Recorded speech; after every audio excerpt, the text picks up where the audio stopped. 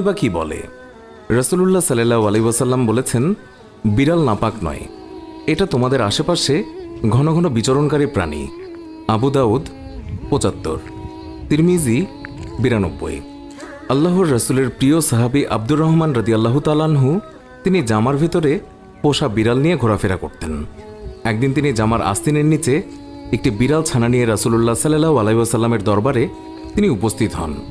সেই সময় বিড়ালটি হঠাৎ করেই সবার সামনে বেরিয়ে পড়ল।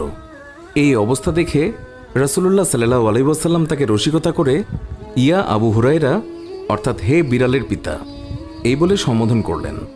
এরপর থেকেই তিনি মূল নামের চেয়ে আবু হুরায়রা নামে বেশি খ্যাতি লাভ করলেন। আর সেই দিন থেকেই তিনি নিজেকে আবু হুরায়রা নামে পরিচয় দিতে তিনি বেশি পছন্দ করতেন।